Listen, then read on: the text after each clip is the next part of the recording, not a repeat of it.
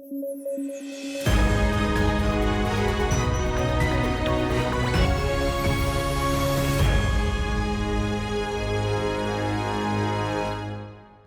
News at 9 programme में आपका स्वागत है। मैं हूं अमृत उपाध्याय। आइए जल्दी से देखें आज की हेडलाइंस।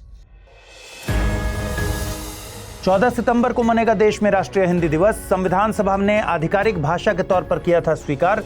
भारत में सबसे ज्यादा बोली जाने वाली भाषा है हिंदी। यूएसए ने लगाया चीन की कंपनीज पर प्रतिबंध। पाकिस्तान को मिसाइल बनाने में दे रही थी मदद, चीन ने जताई आपत्ति।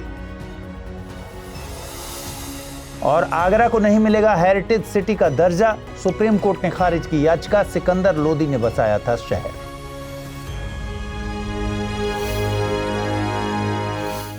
आइए शुरू करें। 14 सितंबर का दिन भारत में राष्ट्रीय हिंदी दिवस के तौर पर मनाया जाता है और यह दिन हिंदी दिवस के तौर पर मनाने के लिए इसलिए चुना गया क्योंकि 14 सितंबर 1949 को ही देश की संविधान सभा ने देवनागरी लिपि में लिखी जाने वाले हिंदी को केंद्रीय सरकार की ऑफिशियल लैंग्वेज यानी आधिकारिक भाषा के तौर पर अपनाया था। राष्ट्रीय हिंदी दिवस के इतिहास की बात करें तो 1918 में हिंदी के विद्वानों और कुछ कार्यकर्ताओं ने मिलकर एक समूह का गठन किया और नाम दिया हिंदी साहित्य सम्मेलन। इसका मकसद था हिंदी को राष्ट्रीय भाषा के तौर पर बढ़ावा देना। 1949 में इस सम्मेलन ने हिंदी को आधिकारिक भाषा का दर्जा दिलाने में अहम भूमिका निभाई। पहला हिंदी दिवस 1953 में मनाया गया। हिंदी के बारे में ये फैक्ट क्लियर रखें कि हिंदी भारत की राष्ट्रभाषा नहीं है। हिंदी को भारत की आधिकारिक भाषा का दर्जा हासिल है। आपको बता दें कि विश्व भाषा परिवार में हिंदी भारोपीय यानी भारत यूरोपीय परिवार की भाषा है। मानक हिंदी का खड़ी बोली स्वरूप भारतीय संविधान के अनुच्छेद 343(1) में संघ की राजभाषा के तौर पर स्वीकार किया गया है और इसी अनुच्छेद में इसकी लिपि देवनागरी को स्वीकार किया गया है।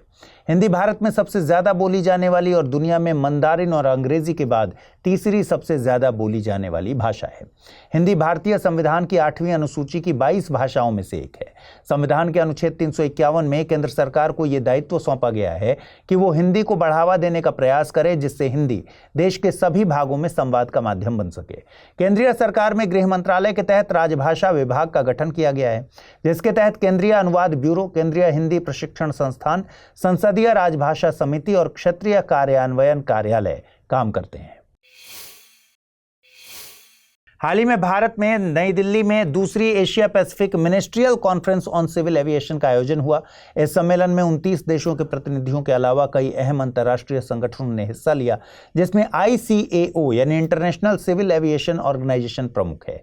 यह सम्मेलन भारत सरकार के मिनिस्ट्री ऑफ सिविल एविएशन और ICAO द्वारा संयुक्त रूप से आयोजित किया गया था और इस मौके पर सर्वसम्मति से दिल्ली डिक्लेरेशन यानी दिल्ली घोषणा को अपनाया गया। इस घोषणा में सिविल एविएशन सेक्टर में आ रही चुनौतियों को डील करना, साथ ही क्षेत्रीय सहयोग को बढ़ावा देने के लिए फ्रेमवर्क डेवलप किया गया है। इस मौके पर प्रधानमंत्री नरेंद्र मोदी ने कहा कि बीते एक दशक में भारत की एविएशन इंडस्ट्री एक्सक्लूसिव से इंक्लूसिव की तरफ बढ़ी है। मतलब पहले एयर ट्रैवल बहुत कम लोगों तक सीमित था और आज टियर 2, टियर 3 शहरों में भी एयर ट्रैवल संभव है। साथ ही इस मौके पर इंटरनेशनल बुद्धिस्ट सर्किट के गठन की बात कही गई। इसमें एशिया में मौजूद महात्मा बुद्ध से जुड़े सभी पवित्र स्थानों को कनेक्ट किया जाएगा। इससे सिविल एविएशन इंडस्ट्री को भी फायदा पहुंचेगा, साथ ही क्षेत्रीय अर्थव्यवस्थाओं को भी लाभ मिलेगा। हाल के सालों में भारत में एविएशन सेक्टर में तेज वृद्धि हुई है। भारत दुनिया का तीसरा सबसे बड़ा डोमेस्टिक एविएशन मार्केट बन गया है। इंटरनेशनल एयर ट्रांसपोर्ट एसोसिएशन यानी IATA के मुताबिक 2030 तक भारत चीन और यूएसए को पीछे छोड़कर दुनिया का तीसरा सबसे बड़ा हवाई यात्री बाजार बन जाएगा। सिविल एविएशन सेक्टर को बढ़ावा देने के मकसद से भारत सरकार ने national civil aviation policy 2016 launch की थी। साथ ही रीजनल कनेक्टिविटी को बढ़ावा देने के मकसद से उड़ान यानी उड़े देश का आम नागरिक योजना लॉन्च की गई थी। इसके अलावा भारत ने कई देशों के साथ open sky air service agreement भी साइन किया है। ICAO के बारे में भी जान लेते हैं। ICAO UN की एक विशेषीकृत एजेंसी है और इसका गठन हुआ था 1944 में, जो 193 देशों को एक साथ आसमान यानी स्काई के इस्तेमाल में साझे हितों को पूरा करने में मदद करती है। साथ ही वायु परिवहन के लिए देशों में कोऑर्डिनेशन बनाने के लिए भी जिम्मेदार है। क्या आपके मन में कंफ्यूजन है कि IAS प्रिपरेशन को कैसे डेस्टिनेशन तक पहुंचाएं? तो जुड़िए UPSC IAS prelims to interview यानी P2I बैच से, जिसमें आपके हर प्रॉब्लम का सॉल्यूशन है मौजूद। आप गांव में हैं या शहर में, कोई टेंशन नहीं, क्योंकि इस बैच में आपको मिलेंगी 1000+ आवर्स की लाइव ऑनलाइन कक्षाएं। और आपको पढ़ते समय कोई कॉन्सेप्ट समझ नहीं आ रहा तो भी कोई बात नहीं, मेंटोरशिप प्रोग्राम का लाभ उठाइए और अपने मेंटोर से अपनी उलझन का समाधान पाइए। क्या मैं तैयार हूं? यदि इस सवाल का नहीं मिल रहा जवाब तो टेस्ट सीरीज का मिलेगा फायदा। हर एक टेस्ट से तैयार होगा आपकी सफलता का ब्रिज। यही है वो बैच जिसमें आप कर सकते हैं पढ़ाई के साथ कमाई भी। क्यों? क्योंकि हर टेस्ट के फर्स्ट रैंकर को मिलेगा 11,000 रुपए का इनाम। इतना ही नहीं, यदि आप प्री 2025 क्वालिफाई करते हैं तो आपकी पूरी फीस वापस कर दी जाएगी। ऐसे और भी कई फीचर्स हैं इस कोर्स में जिससे आपको हासिल होगी जीएस में महारत। सो जस्ट गो अहेड, आज ही जुड़िए हमसे, अमृत लाइव कोड का यूज कीजिए और एडमिशन लीजिए, करिए अपने सपने को साकार। सुप्रीम कोर्ट ने आगरा को हेरिटेज सिटी या फिर ऐतिहासिक शहर का दर्जा देने वाली याचिका को खारिज कर दिया। कोर्ट के मुताबिक ऐसा कोई प्रूफ नहीं है कि आगरा को हेरिटेज सिटी घोषित कर देने से शहर को कोई विशेष लाभ होगा। याचिका में कहा गया है कि आगरा को हेरिटेज सिटी घोषित किया जाना चाहिए क्योंकि इसका इतिहास 1000 साल से भी पुराना है। साथ ही यहाँ कई ऐतिहासिक स्मारक हैं जिन्हें संरक्षित करने की जरूरत है। आगरा को हेरिटेज सिटी घोषित करने से पर्यटन को बढ़ावा मिलेगा और रोजगार सृजन में भी मदद मिलेगी। वहीं कोर्ट का कहना है कि क्या इस घोषणा से आगरा शहर क्लीन सिटी बन जाएगा? अगर नहीं तो ये एक बेकार की कवायद है। हालांकि कोर्ट ने कहा कि ताजमहल के संरक्षण के मकसद से कोर्ट पहले से ही TTZ यानी ताज ट्रेपेजियम जोन के मामले पर विचार कर रहा है। TTZ तकरीबन 10,400 वर्ग किलोमीटर में फैला क्षेत्र है जो उत्तर प्रदेश के आगरा, फिरोजाबाद, मथुरा, हाथरस और एटा जिलों के अलावा राजस्थान के भरतपुर जिलों में फैला हुआ है। कोर्ट इस क्षेत्र में विकास कार्यों की निगरानी के मामले को देख रहा है जिससे ताजमहल का संरक्षण सुनिश्चित हो सके। आपको बता दें कि उत्तर प्रदेश के पश्चिमी हिस्से में आगरा यमुना नदी के किनारे बसा एक शहर है। महाभारत में आगरा को आगर वन कहा गया है, मतलब होता है पैराडाइज यानी स्वर्ग। टॉलमी वो पहले व्यक्ति थे जिन्होंने आगरा को उसके आधुनिक नाम आगरा से रेफर किया। आधुनिक आगरा नगर की स्थापना लोदी वंश के शासक सिकंदर लोदी ने 16वीं सेंचुरी में किया था। इसका मकसद यमुना के नजदीक बसाए गए शहर से राजस्थान के शासकों पर नियंत्रण रखना था।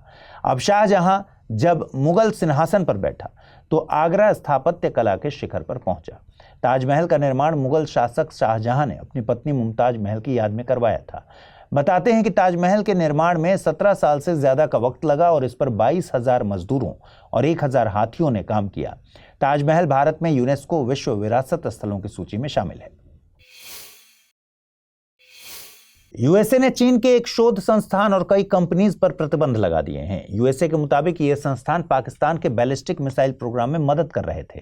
ये पहली बार नहीं हुआ है। इससे पहले भी अक्टूबर 2023 में यूएसए चीन स्थित 3 कंपनीज पर पाकिस्तान के बैलिस्टिक मिसाइल प्रोग्राम के लिए जरूरी सामान सप्लाई करने के चलते बैन लगा चुका है। चीन ने इसे यूएसए का एक तरफा एक्ट बताया है, वहीं पाकिस्तान की तरफ से कोई रिस्पॉन्स नहीं आया। बता दें कि बैलिस्टिक मिसाइल वर्टिकल पाथ पर चलते हुए वायुमंडल को पार कर जाती हैं। ये मिसाइल्स रॉकेट इंजन के जरिए संचालित होती हैं। टारगेट के ऊपर पहुंचने के बाद ये गुरुत्वीय बल से नीचे गिरती हैं। इनकी स्पीड ज्यादा होती है, इसलिए इन्हें इंटरसेप्ट करना आसान नहीं होता। पाकिस्तान में अबाबील और शाहीन 3 बैलिस्टिक मिसाइल का विकास किया जा रहा है।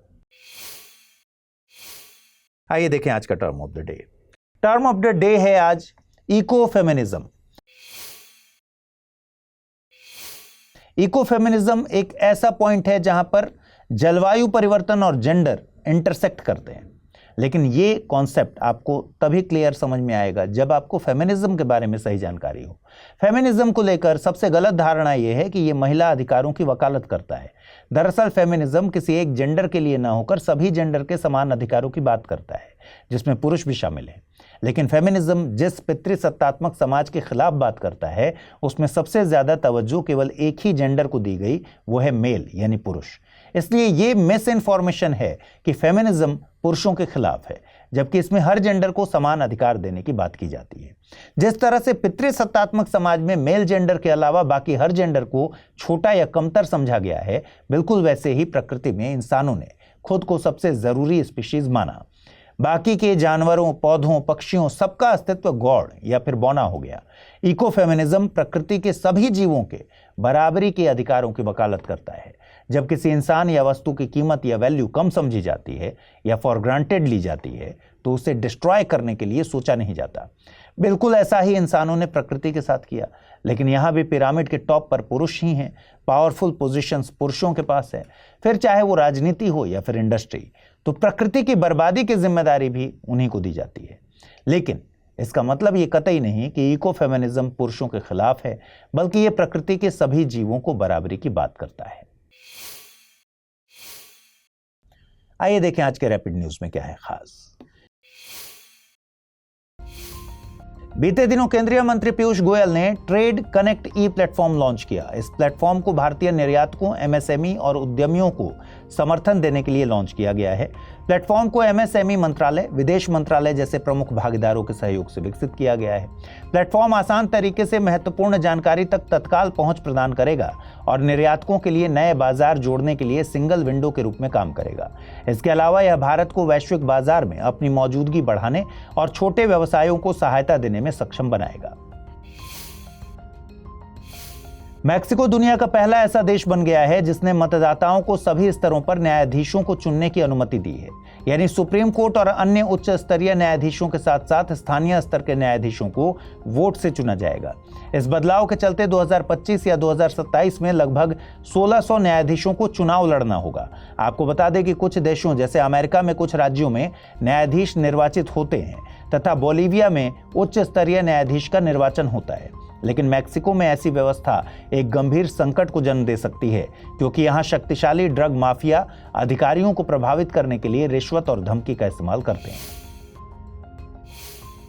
हाल ही में भारतीय सेना संयुक्त सैन्य अभ्यास अल नजाह में हिस्सा लेने के लिए ओमान पहुंची।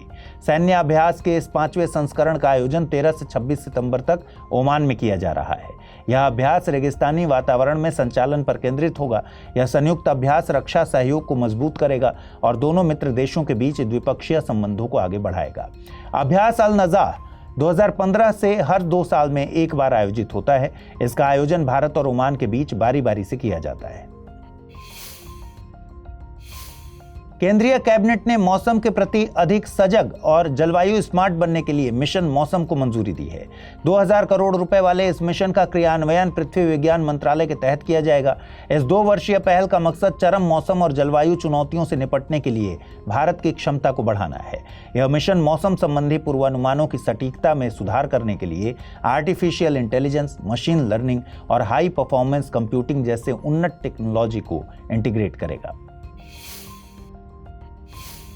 भारत की राष्ट्रपति ने राष्ट्रीय फ्लोरेंस नाइटिंगेल पुरस्कार 2024 प्रदान किए। ये पुरस्कार नर्सों और नर्सिंग पेशेवरों द्वारा समाज को प्रदान की गई उत्कृष्ट सेवाओं के सम्मान स्वरूप दिए जाते हैं। इस पुरस्कार को स्वास्थ्य एवं परिवार कल्याण मंत्रालय द्वारा 1973 में स्थापित किया गया था। आपको बता दें कि फ्लोरेंस नाइटिंगेल को व्यापक रूप से आधुनिक नर्सिंग की संस्थापक माना जाता है। उनका जन्म 12 मई 1820 को फ्लोरेंस, इटली में हुआ। नर्सिंग क्षेत्र में उनके योगदान के सम्मान में उनके जन्मदिन यानी 12 मई को हर साल अंतर्राष्ट्रीय नर्स दिवस मनाया जाता है। आइए जल्दी से देखें आज बुलेटिन पर आधारित कौन कौन से सवाल बन रहे हैं। पहला सवाल है, निम्नलिखित कथनों पर विचार कीजिए। ICAO यूएन की एक विशेषीकृत एजेंसी है। ICAO अंतर्राष्ट्रीय स्तर पर सिविल एविएशन के लिए काम करने वाली संस्था है। उपर्युक्त में से सही कथन या कथनों को चुनना है। केवल एक, केवल दो, एक और दो दोनों, न तो एक न ही दो। अगला प्रश्न है, हाल ही में Asia Pacific ministerial conference on civil aviation का आयोजन कहां किया गया? जापान, भारत, नेपाल या फिर श्रीलंका? आइए देखें पिछले बुलेटिन में मैंने आपसे क्या सवाल पूछे थे, उनके सही जवाब क्या हैं। पहला सवाल था, खबरों में रही high altitude anti submarine warfare sonobuoy को भारत द्वारा किस देश से खरीदा जा रहा है?